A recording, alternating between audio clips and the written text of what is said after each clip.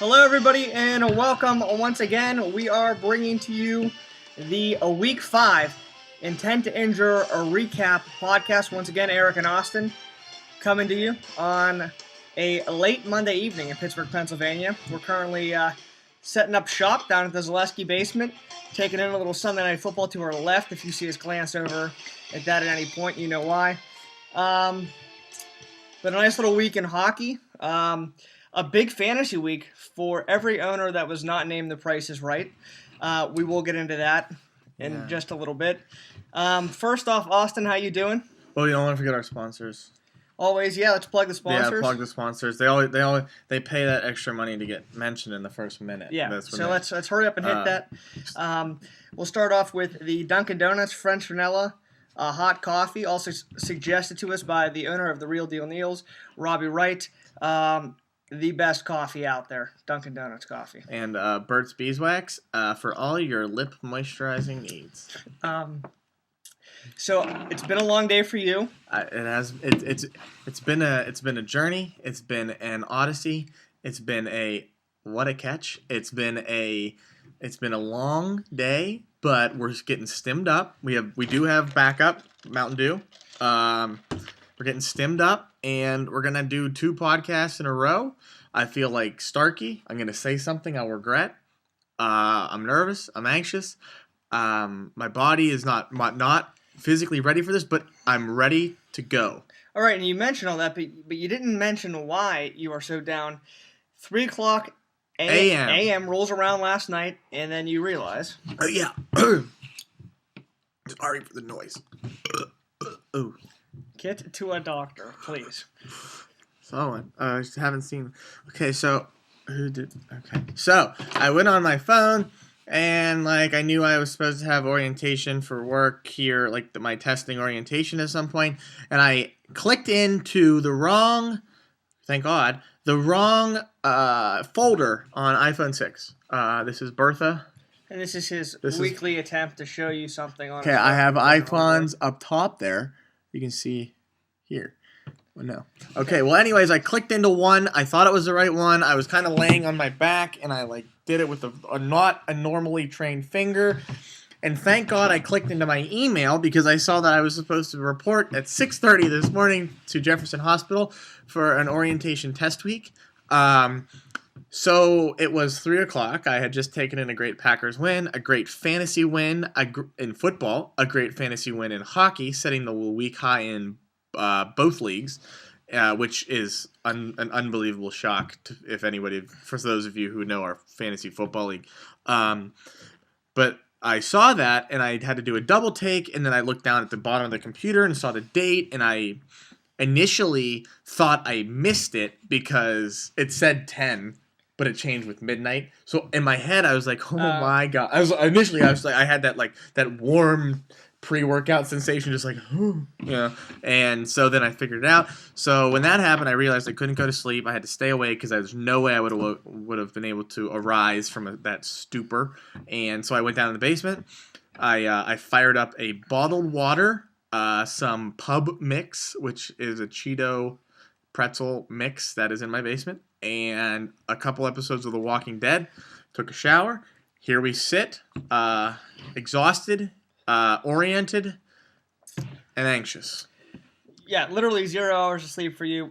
So we'll really work with what we can. I'm feeling good. See, my eyes don't look good. It's just truly my erector oris on the top of my eye is it feels like your biceps after a legitimate workout. It is actually I blink to relax the muscle because it actually feels better if my eyes are closed. But I'm stimmed up here. Thank Dunkin' Donuts. I'm ready to talk in both leagues. I've been performing very well on the other side of this podcast. And the next podcast, I've won both, and I'm ready to go. I'm ready to congratulate the winners and bash the losers. All right, so let's jump right into it. And we'll start off. Let's get this out of the way for a dear friend of ours. Everybody, all of the teams, 9 of 10 teams, hit at least 117 points this week. So it was a huge week for fantasy hockey, goals galore. However, the one team that did not break 100, wasn't even close, The Price is Right. Brent Mansfield, a 61-point week. A guy that made a trade last week. He kind of got the momentum going a little bit. He was feeling good about his team. We had him on for an interview. Yeah. Everything seemed like it was kind of on the upswing for Brent. And then this happens. Just a devastating loss to Cologne Al, who doubled him up and some.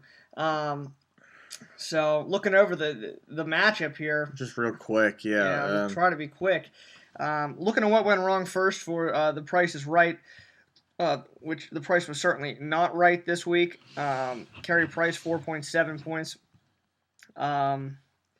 Couple of negatives up and down this lineup, but really no big hitters. He only had one guy in double digits, and that was Brad Marchand, who I believe he just picked up as well. He's a good player. But I mean, that's an abysmal effort by Brent this week. Yeah, do something, please. Looks like Datsuk is back a little bit banged up. We mentioned last week Taylor Hall for him on the IR. Also, he has Krejci who's banged up as well. So, once those guys get healthy, maybe things start turning around for him a little bit. Also, before we move on to the other side of this matchup, you made it a point before this podcast that you and I both kind of received an obscure text message today from Brent. And when we hear stuff from Brent, it's hard to decipher over the phone if he's being serious or if he's joking. Or to what level he may be joking. Yeah, so I get a text, and Brent is good for these texts where we were talking about pickup hockey this week, what day do you want to skate, and then he just pulls out, I'm writing a book currently, would you buy it? Is how that started. We don't know if he's writing a book. I don't know. So I said, what is the book about? And he responded with Learning a Lie, the Mansfield Manifesto. It's about the calculus class that is unnecessary and we are forced to take even though we do not want to. So I don't know if this is just frustration boiling over for Brent, who is heading to yet another calculus class early in the morning, and this is just some kind of sick joke that he's got going on, or Brent is the type of guy that would just go ahead and write a book. I would read it. That would be the first book I've read since high school. I would read it. I feel like we'd have to read it. Yeah. Who knows what would be in that book? He's an eloquent speaker. He has a plethoric vocabulary. He's got strong opinions as well, as we've learned in the past. Right. And he mentioned to me that he's upset that the economy is turning socialist. So apparently that would be included too. So those would be points that I would actually want to hear from Brent. Not because I'm opposed to them, because I'm sure as hell not opposed to destroying socialism in America, but the way he would go about it would definitely it would be the male 50 Shades of Grey. You would want to read this because it would just be that damn good. There's something about it that would make it'd be like crack. You just want to keep reading it. Well, let me say this. It appears he's been spending, if this is true, he's been spending too much time on the book and not enough time on fantasy. He's got to turn this thing around. Words can't describe the week that he had. Really no excuse either as you look around the league and see the numbers everybody else is putting up. He needs to get on everybody else's level right now and maybe put a little more focus in. So that is a little shout out to you, Brent. Wake the F up, Brent. Now looking over at the Cologne lineup.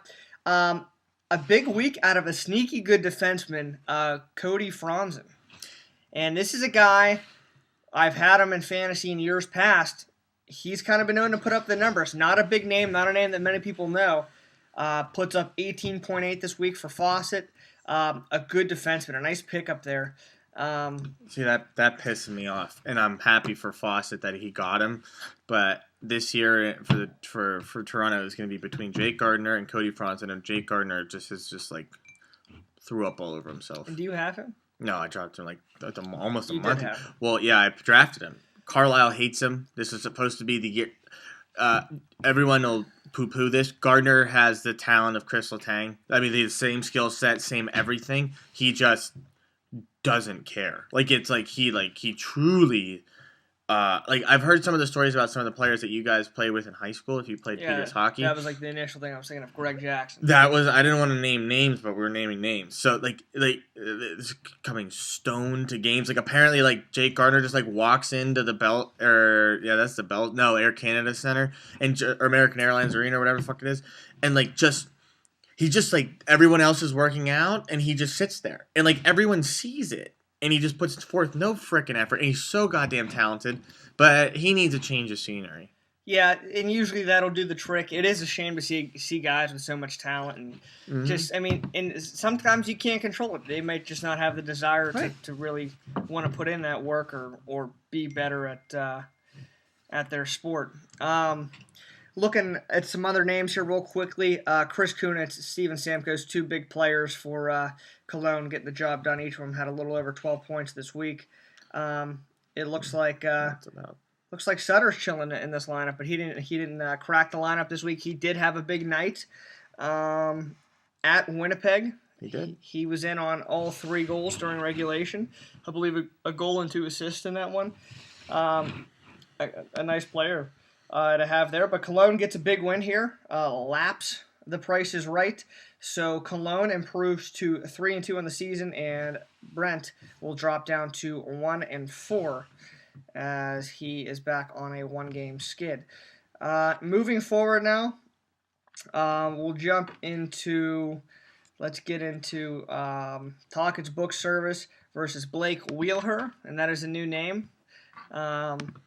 We're glad to see that. He had that scratch my back Barkov initially, and we did say in the last podcast, if you don't have Barkov, you have to change your name, right? He did, yeah. And he went with that. It's good to know we have one viewer at least. Yeah, and you know what? I've been receiving some good feedback on these. We obviously appreciate you guys watching. Of course, this is for you, after all. So we definitely do appreciate that. A frustrating week for myself. To be honest, and my record would not reflect it, but I strongly do feel that I have one of the top teams in the league. And I'm a big believer that the cream rises to the top. So we'll see if that's the case as the year progresses. But a tough loss for me. I put up 136.4. Typically, that would be enough. This, as we've already mentioned numerous times, this was a big week. So hats off to Jake Boss, who had a strong week, and he didn't really have too many big numbers up and down this lineup. He just had a ton of contributors.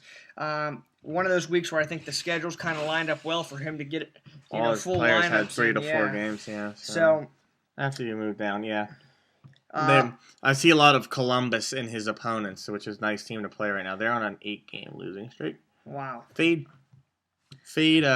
whoever's playing Columbus. So Tyler Johnson, that's a big guy. I don't know much about him. He's a big center. Big guy. They want him to be their first line center. He was playing really well with Callahan gone. He's an assist machine. He's okay. So yeah, he's just the Lightning are winning the East. That's still my prediction. I'm sticking with it. They're 11-3. Well, yeah, easy to stick with that right now. They look great. Well, I said it before they dropped the puck. You did. You were high on. I'll stick on that. Eric Carlson for him. Schmarlson. 15.8. That's what he drafted him to do. Corey Perry on the IR. What happened there? He is rhinovirus. Is that like? It's the flu on steroids. Okay. He was just sick as crap, so they put him on IR so they could bring somebody else up. And trust me, they're not like. Wow, yeah. So that's really there's no excuse for me to lose this week without him not having his number 1 pick in the lineup. For me, just a real quick shout out to Chris Letang, a monster week. That's what you get when you play Buffalo. 19.8 for Chris Letang and 16.3 for Nick Foligno. He's been a nice pickup off the waiver wire. Someone's got to score on that Columbus team, yeah. So I'm not disappointed at all with this. With the lineup, just was one of those weeks where just got beat by a hot team. So both teams now in that matchup will now go to 2-3 on the young season. Moving now to the next matchup. Goodnight Jim Kite versus Madonna Auto Goal 95. It's the same thing every week. When talking about Madonna Auto Goal 95, we actually have a pre-recorded interview as we're going to fire it up right about now with the owner of Madonna Audible 95, John Zaleski. But he took on Goodnight Jim Kite this week. It was about a 25-point win for Madonna Audible 95, and in large part thanks to Sidney Crosby. Here is the interview. Apologies for the audio if it's not right initially. We'll get it figured out real quick because I don't know how loud my phone's going to be.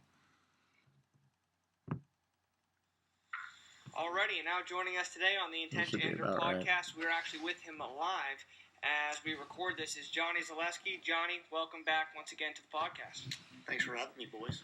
And so the owner of Madonna Goal 95, off and running in the new season, in large part thanks to the Pittsburgh Penguins captain, Sidney Crosby.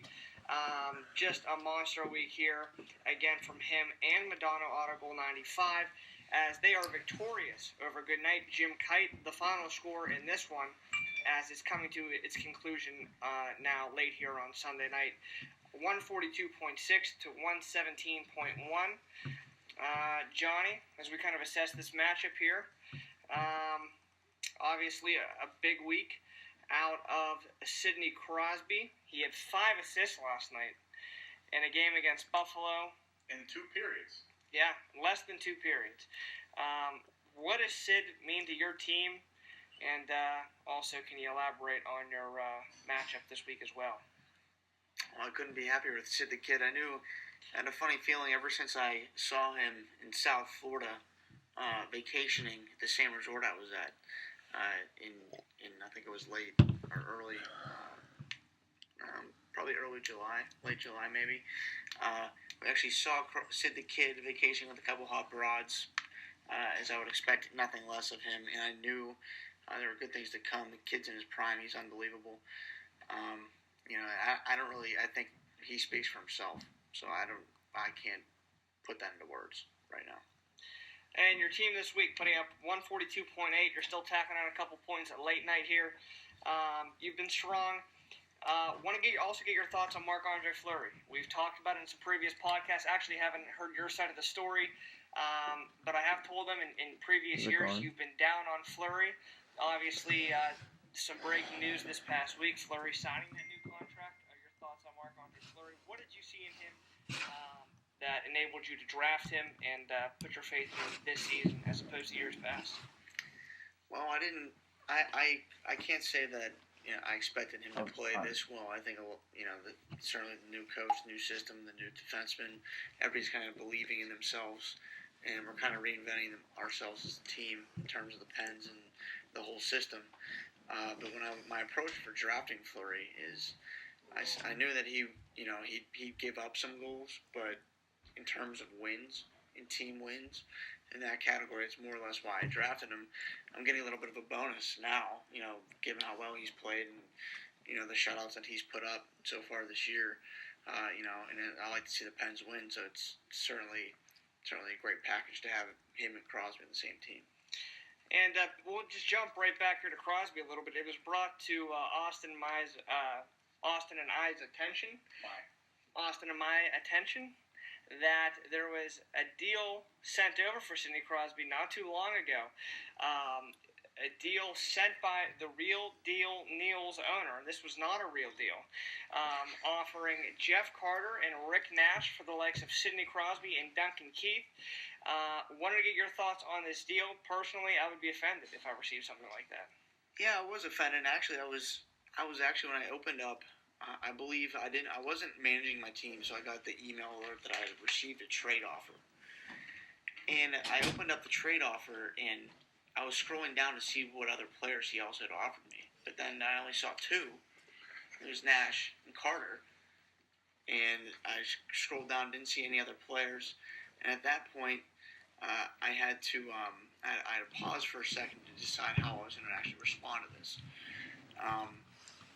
But nonetheless, I couldn't find the decline button fast enough. And this is one of those things I think Robbie feels like he had, he kind of bested me in a trade in fantasy football.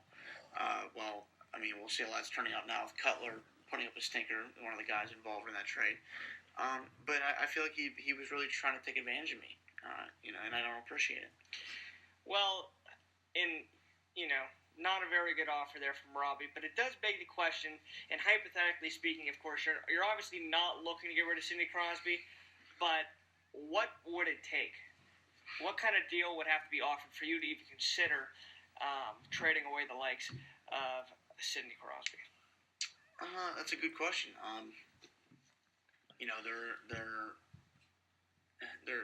There certainly isn't an in league from a legal standpoint fair offer that I would take. Anybody. It would definitely involve some cash on the side with a few players to make it look at least somewhat reasonable to the rest of the league members, if I'm allowed to say this on air. But that would be the only thing that I would consider. But we obviously do not tolerate that in the Intent to Injure League, and this will be blacked out. One final thing before we let you go, and we've done our best to kind of explain it earlier in the season, but kind of the story behind your team name, Madonna Auto Goal 95.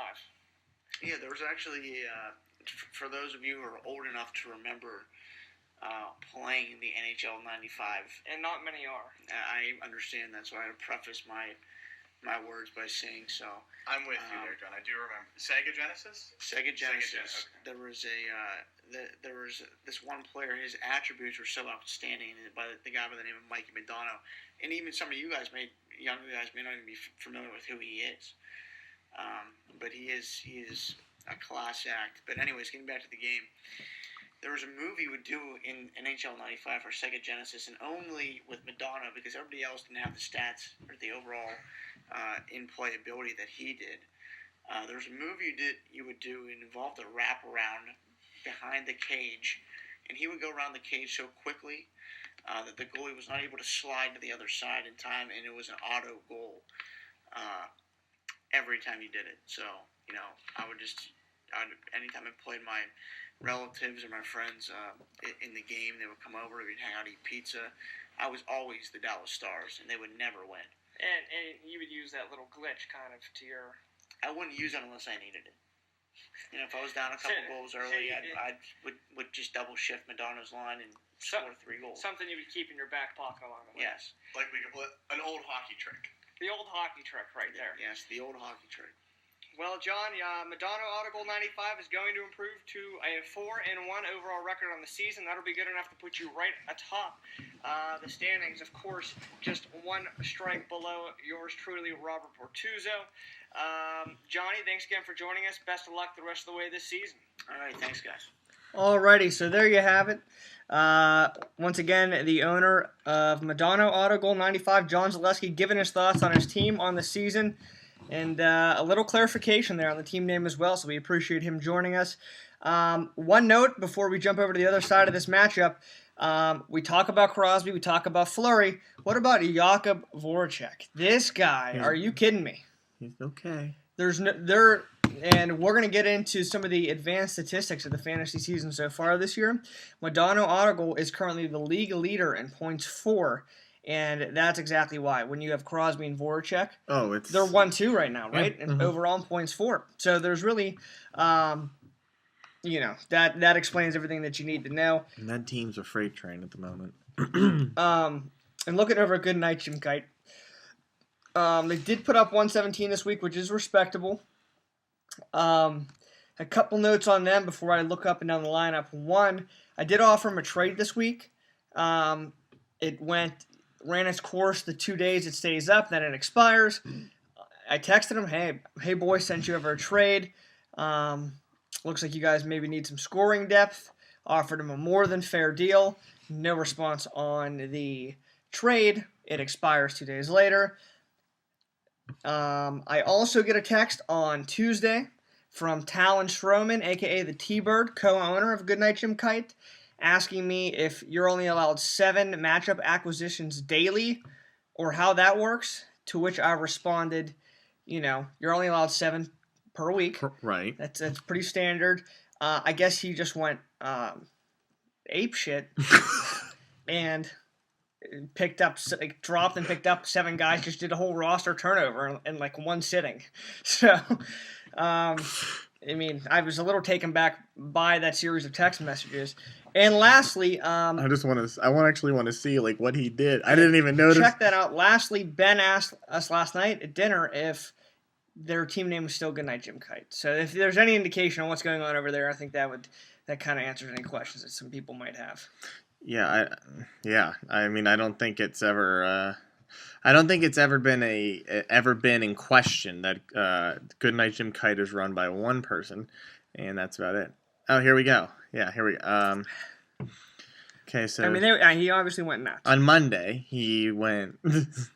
He did one on Monday, then he did on Tuesday. He did one Tuesday, and then on Wednesday he did 1, 2, 3, 4, 5, and that's it. Okay, that's so yeah, that's when I got the text message shortly after. He was looking to make a few more moves. Apparently, 7 wasn't enough. I mean, he dumped like half his team. It was a roster turnover. It's nice to see them at least, active. Or at least T-Bird, getting active, getting involved, trying to improve the team. That is what we like to see. But this week, just not good enough to win. They did get a nice week out of their boy, Craigie Anderson, with 21.2. And Claude Giroux. Yeah. Yep, and Claude Giroux, 20.8. So he's off to a nice little start. Does he play with Voracek? Yeah. Okay, that makes sense. So that's been going pretty well for them. But once again, coming up just short in this matchup.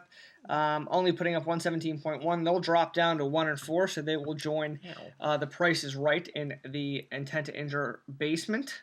And Madonna Audible jumping up to 4-1 with his 3rd consecutive win of the season. So moving on to the next matchup, let's jump into yours, Austin. Sure. Which I know you're happy to talk about, the week high, as you've already mentioned. A huge week out of you. Your team just seems to keep rolling. You had a tough contest with the odd man out this week. The final score of this one, 165.4 to 139.1. I complained that I ran into the hot hand with Boss. I really feel for Kurt Ott here because 139.1 is a solid week. Yeah, but you're not going to beat 165.4. I'll let you run through some of the matchups here. Your guys are obviously hot as can be, and it does start with a Calgary defenseman. Yeah, Matt Giordano. I think he's a top 5 defenseman in the league. I think people will say that that's asinine, but I think for the team that he plays on, how valuable he is to his team, outside of like Crosby, like I'm just saying in true value to their team, he is so valuable to that team. And I'm looking at the stats here real quickly. 5 goals, 13 assists, plus 8 in 16 games. Also has 38 shots on goal. And that's a defenseman playing for Calgary. That's unbelievable. Yeah, a heck of a pickup by you, and he continues to produce. Yeah. Since October 21st, he's only had 1 game in which he didn't produce a point. Yeah, he has one tonight already too. I know that. Unbelievable. Yeah, he's a stud. So I had some good players. The Sharks are finally like sort of settling into the season, thank God. Tavares is a beast. So we were actually discussing that last night? Yes. What players?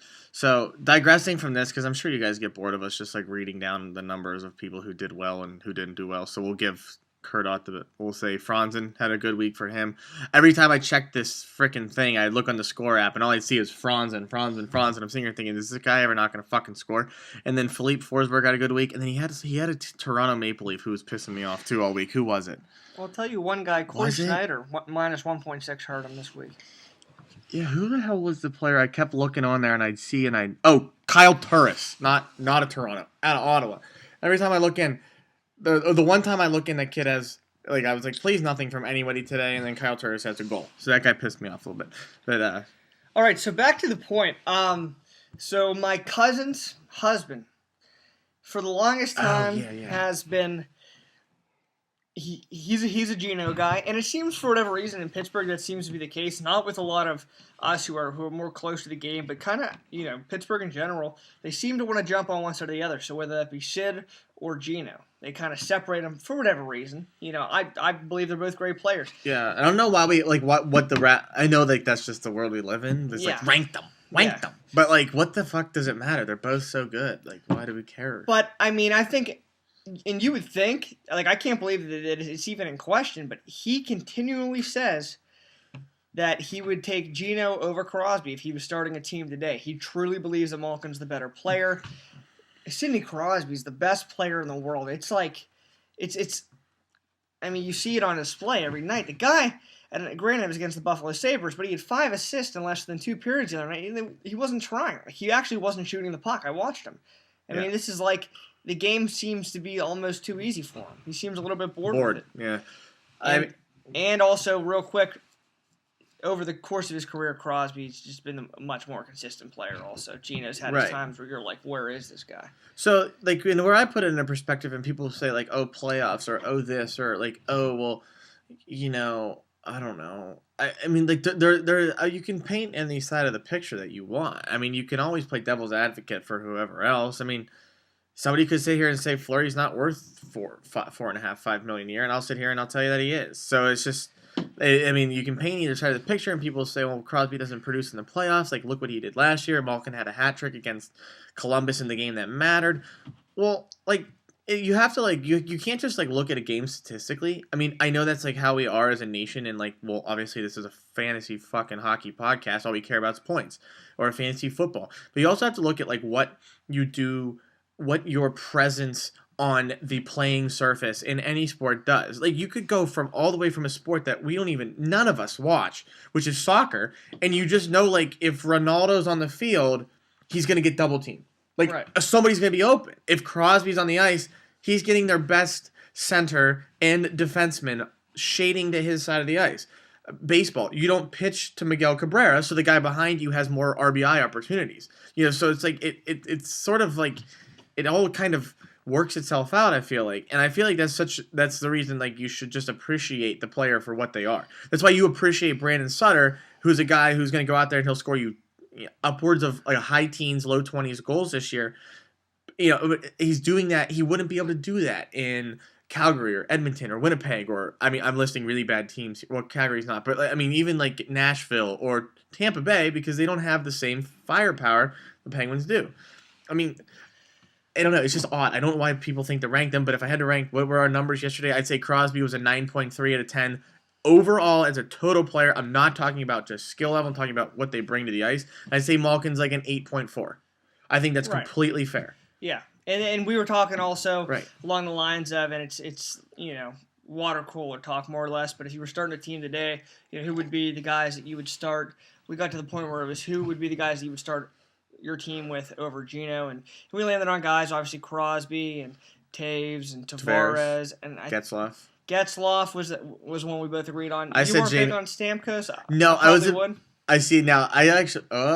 I think Robbie. Sorry, no, another no. I think Robbie Cicchino just won his matchup with that touchdown. Jordan Matthews, everybody. But so yeah, so no, I wasn't a huge Stamkos fan, but then I actually was like looking last night, my like half stupor, like sleep stupor thing. He actually produces a lot more shots on goal, and if you saw the goal he had last night, did you see that? No. Oh God, it's worth a look. It's disgusting. But yeah, no, I would start. Jamie Benn's another player. Like, I just don't like. I don't like the fact that Gino backchecks when he wants to backcheck. I know when you're that good, you can do that, but like, I don't know. Like, I'd rather. I'm not saying this. I would rather have a center like Sutzy or Taves than Malkin to start my team around. Yeah, I agree. Yeah. I agree with that. Let's move forward though here. Yeah, we really digress. Yeah, a couple it looks like only one more match we got to get into. Jonathan Quickies versus the Real Deal Neals. A big week for Robbie Wright, the owner of the Real Deal Neals, 154.8 to 138 over Sam Mendelson. Mendy, baby. Just a lot of points going around. I just got a text from Chiquino. I assume it's going to be along the lines of him winning fantasy in the fantasy football league. But anyway, here's a guy I want to talk about for the Real Deal Neals. A huge week, Vladimir Tarasenko. Oh, the Russians. I'm telling you, the Russian invasion. Here it is. Here it comes. Get ready for it. I believe it was the Russian Revolution. The Russian Revolution, yes. They're not invading anymore, thank God. We might invade them here shortly, but no, yeah. These Russians, man, they're just good. They're just fucking good. They have it all. I mean, there's not much. If you saw the goal Tarasenko had against the Rangers, you just understand that some people just have skill that is unmatched. Yeah. We watched that live. Yeah. We were waiting for Monday Night Football to start last week. We were just flipping through the channels, and it looked like we were watching a highlight because it seemed like everything was in slow motion as he did it.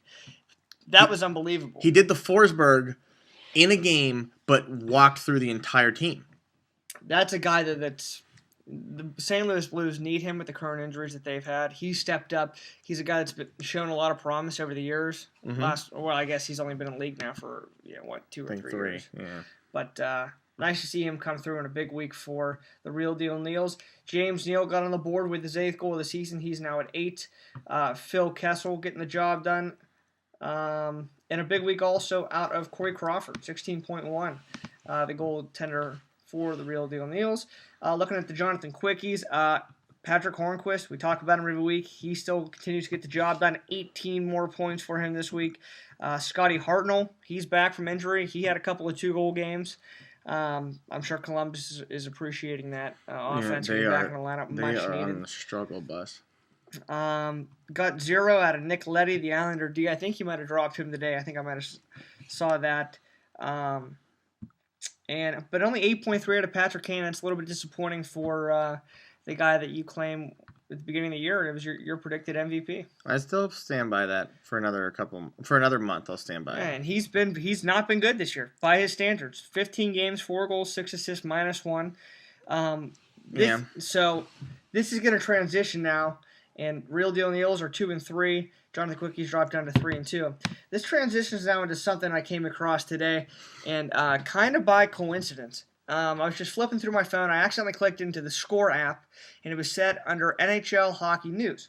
And I saw the title, which was NHL Power Rankings Week 6, Penguins move into top 5. And I'm thinking, why are we just moving into the top 5? Now it's been a heck of a start for the Pittsburgh Penguins. So let me click into this and see what's going on. And lo and behold, my biggest pet peeve, Kings are number 1, and they're 8 and 7, and the Blackhawks are number 2. They're 8 and 4. They're 8 and 7. You add the 3 overtime losses also. Yeah, but you got points, so it's not a loss. You lost the game. You didn't win the game. They're 8 and 7. Chicago Blackhawks are 8 and 7. Regardless, whether you want to give them a point or not, those aren't the top 2 teams in the NHL. If you are saying that the Kings and the Blackhawks are the teams that are trending upward, which is what the power rankings are, and those are your top 2 teams this year, from everything that you've visually seen, then you're in the wrong profession, because those teams have been very underwhelming to start the season. That's maybe if you're predicting where teams are going to finish at the end of the year, maybe you have those teams up there. But those teams have not been good to start the season. They've lost to some bad hockey teams too, and it's almost been you almost can't explain what's going on there. I'm sure they'll both figure it out, but the point of the power rankings is show me what teams have been hot recently. Certainly hasn't been those 2 teams. That drove me bananas. They got it right with Tampa at 3, although you could argue that they should be even the best higher. in the league, I think. I actually came up with my own. Just looking over it. Okay. You got to have the Penguins won. Why? They've won 7 straight games. They're blowing teams out. And that's what, the ESPN? I just clicked into ESPN's for this week. Okay. So ESPN has the Penguins number 1. Like somebody that's watched hockey this year.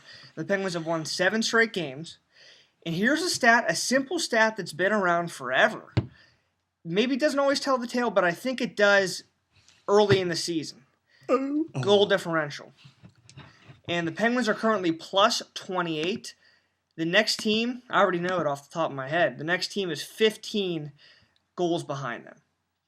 So the fact that the Score has them at number 5, and I realize that's kind of they're the beneficiary of playing the Buffalo Sabres twice, of course, because that's where 10 of the goals come from. But nonetheless, when they're winning games, they're blowing teams out. When they're losing games, which has been a while, they're losing, in overtime or losing by a late goal. The Penguins have been very good this year. I have Tampa at 2, Anaheim at 3, Nashville at 4. I struggle with a 5th, but I kind of like Montreal as they cooled off a little bit, but they've won their last 2 games. They're picking it back up. But having the Kings and the Blackhawks 1 and 2 drove me nuts. What are your thoughts on that? I think if you did a power rankings at the end of the year, I think all the teams. So their top 5. Let's quick recap because we didn't even make it to the 4th team. Their top 5 on the Score is Kings, Hawks, Lightning, Blues, and Pens. I'd say at the end of the year, and then 6 is Ducks. I'd say their top 6 is probably correct. They have the right teams in their order. Who knows? Right now, I don't think it's. I don't right, think and that's, this is about right now. Yeah, it's about right now. I don't think it's close. I think right now, if I had to pick mine, I would say Tampa only because they've played better teams. I'm like, whatever. Pens play the Lightning soon here, actually. Relatively soon, if you want to pull up the date on that. But I would probably go Lightning. Yeah, I would go Lightning, Pen, King, Duck. I don't know. Nashville is a pretender. That's the pretender of all pretenders. I don't know. I think the new coach there, I think that changes things. I think Pecorine is one of the best goalies in the NHL. I think they're pretty sound. And I think the addition of James Neal, believe it or not, is actually kind of in that whole trade, each team kind of got what they needed. They need a little more goal scoring. The Pens need a little more toughness guy that's going to go to the net. They're going to get the scoring no matter what. But I don't know. I don't think that they're going to finish as like a top 5 team. But I think that this is a playoff team, a team that could surprise some people in the playoffs. I think when you mentioned goal differential, they have 9 wins, 3 losses, 2 overtime losses. Their goal differential is +7. So that if you look at that, that means they're winning these tight games. I just don't see it. Philippe Forsberg's having a beautiful year. Shea Weber. I mean, you have Seth Jones. You have a good team there, a good core. That secondary scoring is going to have to come at some point, and I don't know where the hell it's going to come from. The rat Erat. I mean, still there? No, I don't. I couldn't even tell you if Martin Erat's alive. He can't be in the league. I think Calgary is a top 6 team right now. I love this team. Jonas Hiller playing very well, and the sneaky pick of the year, the New York Islanders finished second in the Metro Division. I say 6 points behind the Pens. It comes down to the games in April. The Islanders could be that. If the Islanders could ever get, they're getting decent goaltending now, but if they could ever get, I don't even know, that's not even a stud. I consider it a stud. Price, Quick, Rask. That's the stud. They don't even need that. But even if they got someone like a Luongo who could play behind that defense, a Miller or someone like that, they were in the running for Miller and didn't get him. But that team could be freaking good. Well, let me say this. While I agree that their problem is the goalie, and if they had a legitimate goalie, that they would be a contender, but they don't have that. You say that they're going to finish only 6 points back of the Pens. I don't think so. I think this is a team that might slip into the playoffs. This Metro Division is terrible. I think their goal differential is even. I think the Islanders. So again, some of the they're you're right. So they're 9-5 and the goal differential's even. So what's that tell you? But I mean, I don't know. John Tavares makes that team just you saw what happened last year. Whenever he got hurt, he is the only reason that team is even where they are. I'm still not sold on them. I think that they could be one of the teams to sneak into the playoffs. They are kind of an up and coming team, but like you said, they need the goaltending. I'm just looking here. How dull is Avalanche? Oof. They're coming back down to earth. I was waiting for that other shoe to drop all last season, and it never did. You look at them; they're 4-12 on the year. Yeah, that's how I do records, by the way. It's just, the whole. I understand you get points, but you lost the game. That's the way I look at it. So I'm not gonna. I don't like giving them credit for a game that they didn't win, but that's a team that's off to a slow start and so much talent. You look at all even just the fantasy guys that they have in that lineup. They're fucking loaded. They truly are loaded. Doesn't make sense, but it's kind of what I suspected all last year was that they weren't contenders. Yeah. But they made it work for a year. We'll see if they can pull it together. Waugh needs that. I don't even know. They have some issues. They have defensive issues, and unfortunately in the NFL you need the defense too. But at a certain point you just need you need that whole team. It is just be happy, be lucky. Stop bitching about Malkin and Crosby who's better. Be happy that you have a team in Pittsburgh you can root for that is so sound in every facet of the game. Just be happy. Why do we have to rate or rank players or say trade Crosby so we can get all these players because we have Malkin or vice versa or trade Fleury or Letang or Mark? Just be happy with what the hell we have. We know what it could be. When he didn't have a captain C on his chest, we were trotting out it was not good. Rico Fata. Okay, like these were the days. The Generation X or whatever the hell it was. Like Eric Christensen people. All right, be fucking happy. And we've mentioned a couple times in this podcast, but actually haven't really talked about it. The Fleury contract. We were obviously saying last podcast, like, let's sign him, let's get this done. Like, it's not wait much longer. They heard us. The news came out, I believe, last Tuesday, was it? I went bananas. Fantastic news. Bananas. I couldn't be more relieved as a Pens fan. They're going to be a contender every year with him in the net, and obviously the core that's there. Lastly, the podcast pick'em. Oh shit! I didn't even look. Yeah. I didn't update our last games. I can go back and check. I think we both lost. Yeah. We haven't looked at this at all, so let's just be quick. I get the first pick this time. Okay, go ahead. I See will. anything you like? Look, there you go. Wow. I do see something I like, but it is not that. I will take the Buffalo Sabres at the St. Louis Blues. Let me give you this number. plus 390. Yeah, and that's a ridiculous number. The Sabres, we talked about them last podcast. That team is just packed it in. I haven't seen a worse NHL team in my life. Is that the highest line? That's the highest line I've ever. No. When they came to Pittsburgh, not this past Saturday, the Saturday before, you were up in West Virginia. I texted you. You were 3 sheets. Penguins, I think, closed that night at minus 430. So it was, you had to lay 41. 43 to win 10. And I did. He couldn't help himself. I couldn't. And I'm actually mad at myself for not. I was sitting on the couch with my girlfriend the other night, and I was like, should I bet the Pens? I was like, I probably shouldn't. They're due to lose. But I'm like, they can't possibly lose to this team. I think they were minus 320 or whatever.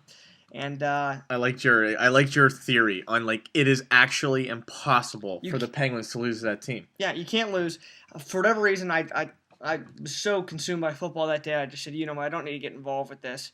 I'm probably going to regret it. Well, the Penguins, the game was over 4 minutes in. The Pens scored 2 quick ones. The Sabres aren't capable of scoring 3 goals, again, especially against a team like the Penguins. No. So that was it. Penguins ran it up. Your pick. All right, my pick. I will take the Ottawa Senators, who are currently plus 130 at Vancouver. It'll give me a reason to follow late night. That's a 10:05 game tomorrow. Nice. That's nice. You get a little midnight snack in the whack. There we go. So, anything else you want to add before we sign off here? Just I don't know. Just keep watching hockey, everybody. My team is just like fucking plummeting right now. You are hot. The only undefeated team still in the league, now 5-0. Real quick, the matchups for this week: The Price is Right versus Talkins Book Service, Blake Wheeler versus Goodnight Jim Kite, Cologne Out versus the Jonathan Quickies, Madonna Auto Goal 95 versus the Odd Man Out, and the Real Deal Neils versus Robert Bortuzzo. And the Real Deal Neils off and running, as well as the Jonathan Quickies here on night number 1. Yeah. It's always nice to get that lead. You don't ever want to be playing catch up, that is, and that's nice. Not a fun feeling. Trying to play catch up all week. I was doing that all week against Ott, and then on Friday night I just banged out. Giordano had the game of the year. He had a Letang. He did the same thing. It was literally that was like the +3 with 7 shots, 2 goals, and an assist as a defenseman. That's the best. As we sit over here and just watch Cam Newton just get destroyed. Get this guy out. Yeah, he's had a rough night. He's had a rough career. So we're going to sign off here. We thank you once again for joining us. Thank our sponsors and Week 5 recap video in the books. We'll see you guys back for Week 6, and best of luck to everybody this week. Let's go Pens.